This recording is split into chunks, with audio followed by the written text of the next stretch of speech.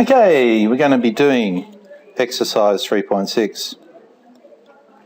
Don't forget to put the date on top of your page.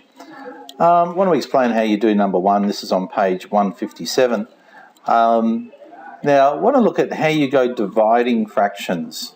So, say you've got a problem like this. 9 divided by 3 over 8. How do you do that one? Well, remember when you multiply fractions, the first thing you do is you rewrite the numbers as fractions. So the 9 is 9 over 1 divided by 3 over 8.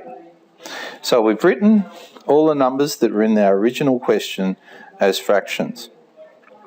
And then what we do is we've got to get rid of the divide, because you actually can't divide, in a sense, fractions. What you do is this. To get rid of that divide, all you do is you go 9 over 1, change that to a multiply.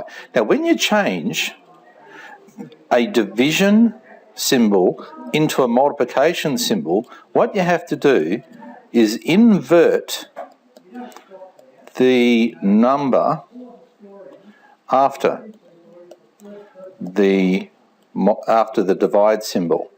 So what you do, you invert it means you switch it upside down. So you switch that upside down, you invert it, you get 8 over 3. So 9 over 1 divided by 3 over 8 is the same as 9 over 1 multiplied by 8 over 3. So you just flip that second fraction upside down. Now we just do what we do for multiplication.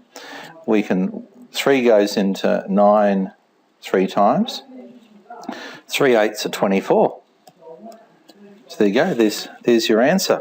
Well, it's 24 over 1, so it'd be 24 over 1, but 24 over 1 is 24. So let's have a go at another one here. Say you had 10 divided by 5 over 7. So you write it as fractions, then you get rid of the divide. And when you get rid of the divide and you change it into multiply, you flip these two things up the other way. We call that inverting it. So we invert 5 over 7, we get 7 over 5. And now you just simplify it. So 5 goes into itself once and into 10 2 times. 2 sevens are 14. So it's 14 over 1, which is the answer, 14. What I want you to do is have a go at number 1 on page 157. Actually, just one thing. If you have a sum like 6 divided by 3 and 1/5, then what you should do is really you've got to write both of those as fractions. So 6 over 1 divided by, change this into a improper fraction. So 3 times 15. Sorry, 3 times 5 is 15, plus 1 at the top is 16 on 5. And then you get rid of the divide sign and flip this fraction upside down. So it's 30, 6 fives are 30 over 16. 16 goes into 30 once with 14 left over. So it'll be 1 and 14 over 16, which is 1 and 7 over 8. Okay, so that might help you as well for number 1. Okay, so have a go at number 1. That would be good. Okay, let's have a look at a more complex one. Say we had a problem like this. 1 and 1 over 6 divided by 2/3. What you have to do is you have to convert any mixed numerals into fractions. So 1 times 6 is 6, plus the 1 on top is 7, so 7 over 6. And we flip this other one upside down, the one that's after the divide. 3 on 2, cancel it out. And so that'll equal 7 on 2 2s are 4, which is 1 and 3/4. Okay, let's do another one.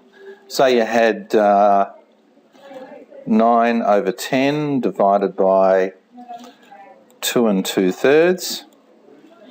Okay, 9 over 10 divided by, now let's change this into a improper fraction. 2 3s are 6, plus the 2 is 8. That's 8 over 3. Now we can get rid of the divide, change it to a multiplied, and we flip this. When we get rid of that divide, change it to a multiplied, so 3 over 8. And nothing really cancels. 3 9s are 27, 27 over 80. And I don't think that simplifies. Okay, so that's a pretty weird fraction. All right, what else do you need to know to do the rest of that exercise? I think that's it actually. So what I want you to do now is do number 2 onwards of exercise 3.6. See how much of that you can do.